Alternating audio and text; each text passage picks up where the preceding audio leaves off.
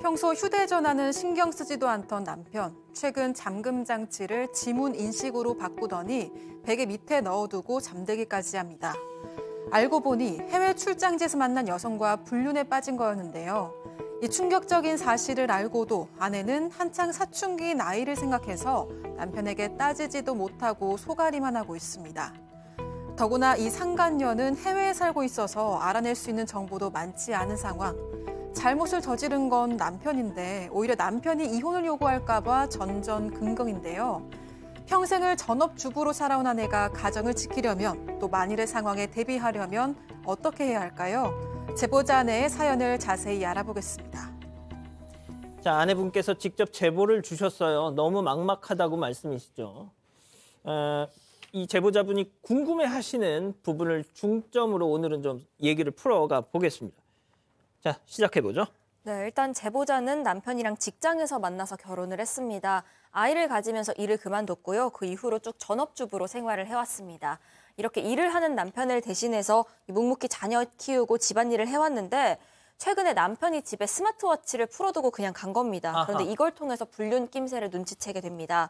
어떤 여성이랑 사진을 막 주고받는 것 같은데 그 사진을 또 금방 지웁니다. 그리고 통화를 한참 하기도 하는 등 뭔가 이상한 것들이 많았습니다.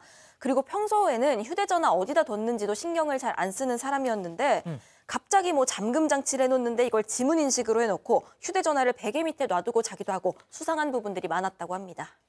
역시 촉은 정확했던 거겠죠, 교수님? 네, 뭐 블랙박스를 그래가지고 의심스러워서 확인을 해봤어요. 그랬더니 대화 내용이 녹음이 되어 있는데 차 안에서 이제 남편과 상간녀가 서로 애정 표현을 서슴지 않고 했다는 겁니다. 그러면서 이 이제 아내분에 대해서 무시하는 발언도 남편이 마구 하고요.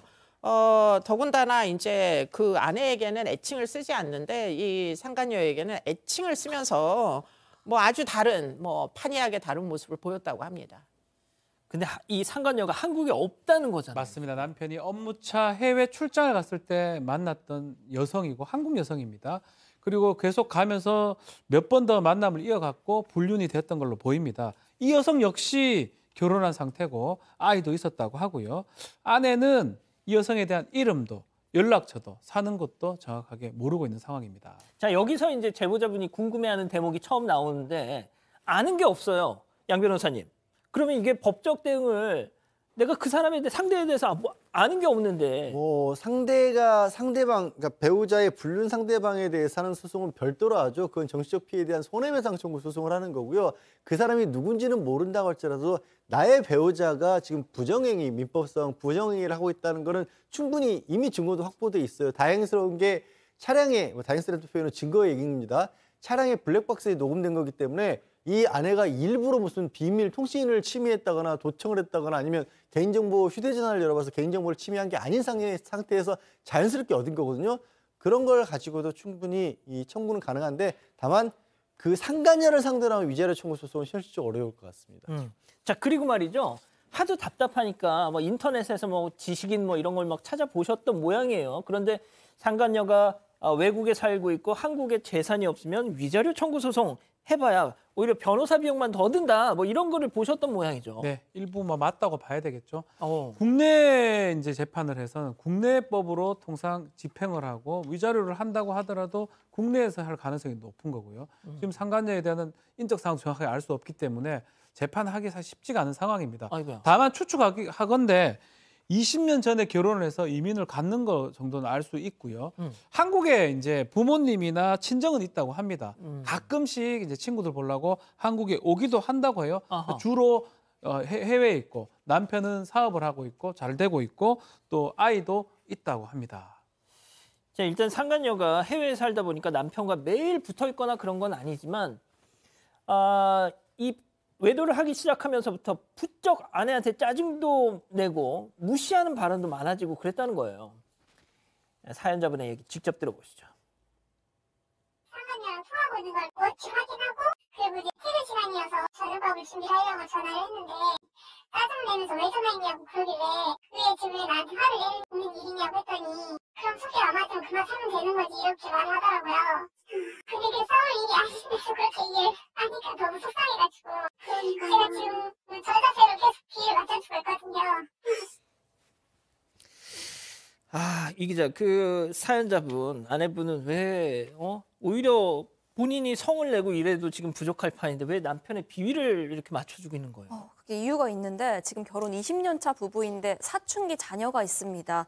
그런데 이 아내가 생각하기에 남편의 불륜 사실을 지금 이 시기에 문제를 삼으면 남편이 오히려 당당하게 이혼하자 이렇게 나올 것 같다는 겁니다. 그런데 지금 정말 이혼을 해버리면 그 상간녀랑 같이 해외에 나가서 살면서 양육비도 제대로 주지 않을 것 같다. 이 부분이 일단 걱정이 되고요. 또 전업주부로 보낸 기간이 상당히 길었기 때문에 당장 먹고 살 길이 막막한 상황이라고 합니다. 그렇기 때문에 일단은 이 남편이 다시 가정으로 돌아오기를 바라는 마음으로 남편의 비위를 맞춰주고 있는 중이라고 했습니다. 정말 뭐 많은 분들이 그 이혼을 주저하는 이유가 아이들 문제 또 먹고 사는 문제죠. 자, 교수님, 그리고 이 사연자분은 또 다른 전전긍긍하는 이유가 또 있다면서요? 네, 뭐 아무래도 남편이 전문직이고 뭐 해외에도 많이 여행을 다니고 이런 것 같은데 그러다 보니까 법 관련 이제 내용도 굉장히 전문 지식이 많다고 알려지고 있어요. 그래서 이혼 소송을 하게 되면 법을 잘 아는 남편이 굉장히 유리한 방식으로 이제 조치를 하지 않을까. 그래서 결국엔 재산 분할이나 위자료 등이 굉장히 내가 좀 불리하게 진행이 되지 않을까 이런 이제 염려가 있다고 지금 하시고 계십니다. 그리고는 이 남편이 최근에 사업을 벌리고 있대요. 그래서 수익이 이제야 좀 나기 시작하는 이런 이제 상황이라 가지고 지금 이혼 소송을 하면 재산 분할에서 오히려 뭐 이제 재산이 축적되는 시기이기 때문에 좀 불리하지 않을까 이런 생각을 하면서 아이들이 아직은 사춘기니까 성인이 될 때까지 좀 기다렸다가 차후에 이제 뭐 이혼을 하는 게 더 낫지 않겠느냐 이런 고민이시고요. 그래서 지금은 정말 속이 뒤틀리지만 비위를 맞춰주느라고 지금 굉장히 좀 정신적으로 피폐한 그런 상황이다 이렇게 말씀을 하십니다. 진짜 뭐 말씀하셨지만 정신적으로 되게 힘드시다면서요? 그렇죠. 아이만 아니면 뭐 당장 이혼하고 싶은데 어쩔 수 없이 지금 살고 있는 상황인데 그러다 보니까 한 시간마다 한 번씩 깬다고 하면 수면이 거의 못하는 상황이고 필요하다면 정신과 상담을 좀 받고 싶은데 또 고민이 이런 거예요.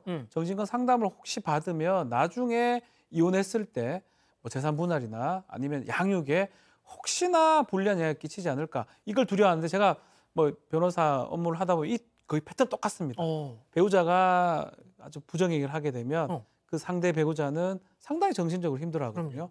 그러다면 치료를 받으면 혹시나 아이한테 불리해질까 이런 고민을 하는데 그것 때문에 치료된 게 확실하다면 불리할 리는 없습니다. 지금 필요하다면 정신과 상담이라든지 치료는 좀 받아야 되지 않을까 생각이 듭니다. 예.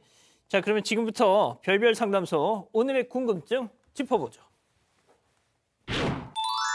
자, 평생을 전업주부로 살아온 저 만약에 이혼하면 재산이나 양육권 받을 수 있느냐? 일단 양 변호사님부터 조언을 좀 주시죠. 일단 원칙은 남편이 쉽게 아내분에게 이혼을 먼저 주장하기는 어렵습니다. 뭐 여러 번 이런 자리에서 말씀을 드렸지만 뭐 지금은 우리 법은 아직까지 유책주의라서 잘못을 저지른 사람이 이혼을 청구할 수는 없는 게 원칙이긴 한데요. 다만 사실 현실에서는 어떻게든 꼬투리를 잡아서 이혼 청구를 먼저 하려는 경우들도 있을 수 있습니다. 그러니까 이런 부분은 솔직히 저희한테 들으시고 다시 한번 전문적으로 좀 상담을 받으시는 게 필요할 것 같기도 하고요. 두 번째는 아까 이제 뭐 양육권이나 재산분이라든가 이런 것들 본인이 전업주부였다고 하셨지만 전업주부라도 20년 정도면 지금 특별한 사정이 없는 한 거의 절반 가까이의 재산에 대한 권리를 인정을 합니다. 근데 중요한 게 뭐냐면 이분도 그걸 걱정하시고 있는데 그 절반이라고 하는 재산을 언제를 기준으로 하냐면 이혼 소송이 끝날 때 그 시점을 기준으로 해요. 그러니까 남편이 나중에 혹시라도 재산이 많이 늘어나거나 하면 그렇죠. 그때는 못 가져갑니다. 다만 이런 방법은 있어요. 사업을 해서 지금 잘 되고 있다고 하신다면 회사의 지분을 나눠 가질 수는 있습니다.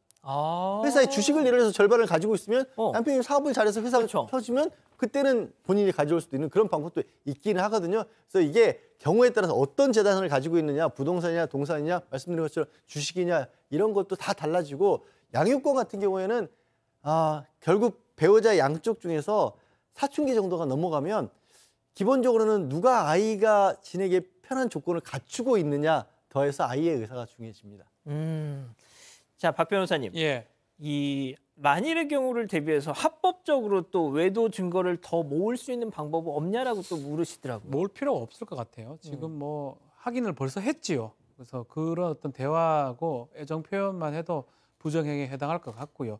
뭐 합법적으로 모으는 방법은 사실은 뭐 질문을 해가지고 녹음하든 이 정도밖에 안 되는데 그거 말고 만약에 위치 추적을 한다든지 아니면 도청을 한다든지 다른 걸 했을 때는 불법이 될 여지가 있습니다. 그렇기 때문에 굳이 지금 있는 증거로 이제 충분하다고 저는 생각이 들고 굳이 이거를 할 필요 또 이거 된다고 하더라도 이혼 사유 플러스 위자료 정도가 됩니다. 위자료가 뭐 우리나라에 많아도 한 3천, 4천 정도밖에 안 되는데 오히려 그보다는 재산 분할이나 이쪽에 좀 포인트를 맞추는 게 필요하지 않을까 생각이 됩니다. 아주 그냥 뭐 피가 되고 살이 되는 또 말씀들 두 분 변호사님 주셨는데 자 교수님 제가 이제 저희 제보 메일 카카오톡 그 제보 톡으로 많은 이런 사연을 보다 보면은 결국은 아이 문제 또 이제 전업주부시다 보니까 당장 나가면 어떻게 해요? 이게 두 개 항상 이거 때문에 고민을 하세요. 맞습니다. 뭐 아무래도 이제 그 사회생활, 경제 그 생활을 안 하면은 그게 이제 너무 겁이 나요. 그렇죠. 혼자서 내가 살 수 있을까 아이를 데리고. 그렇기 때문에 그런 이제 이혼의 경우에 어쩔 수 없다고 생각을 하실 경우에 일단은 저 같으면 일단 시간을 좀 드릴 생각을 할 것 같아요. 당장 무슨 극단적인 결정을 할 게 아니고 일단 아이가 성인이 될 때까지 그러면 뭐 몇 년 안 남은 거잖아요. 지금 그렇죠. 혼인한 지 20년이니까. 그러니까 이제 일단 기다린다. 그러면서 내 근력을 키운다. 내가 이제 혼자서 독립할 수 있게 그런 노력들을 한편으로는 하시면서 아까 정신과 상담을 하면 의료 기록이 남지만 심리 상담을 하는 방법도 있어요, 주변에. 그렇기 때문에 뭐 여러 가지 이제 여성을 뭐 지원하기 위한 상담 시스템이 우리나라는 굉장히 많습니다. 성폭력 상담소도 있고 여성의 전화도 있고 또는 그 외에 민간 상담소들도 있어서 그런 데서 좀 심리적으로 근력을 키우시는 노력이 지금 당장은 필요한 게 아니겠느냐. 더군다나 지금 이렇게 애틋한 뭐 멀리서 이렇게 잠깐씩 연락하고 뭐 보고 이러면은 연애 감정이 남편도 굉장히 극적으로 뭐 진행이 되겠지만 그게 오래 못 가요. 멀리 있으면. 그렇기 때문에 결국에는 남편도 결국 반성하고 결국 다 돌아오지 않을까 하는 그런 생각도 한편으로는 하게 되기 때문에 당장의 극단적인 생각을 하는 것보다는 시간을 좀 버시라. 그리고는 마음의 근력을 좀 키우시라. 이런 게 제 조언입니다. 자, 근데 우리 가족 여러분들은 그런 인간 돌아와도 받아주지 말라고 하실 것 같아요. 네, 특히 붉은홍님은 사람 안 변합니다. 돌아온다고 해도 또 바람 피웁니다. 이런 의견 주셨고요. 레온님 일단 직장 구하고 자리 잡으시고 그 후에 이혼 소송하세요 하셨습니다. 이인님 아내분 어떻게든 일을 하세요. 자격증 등 따시면 어디든 취직할 곳 있습니다. 힘내세요. 이런 의견 주셨습니다. 예. 가족 여러분 잊지 마시고 구독과 좋아요, 알림 설정 여기.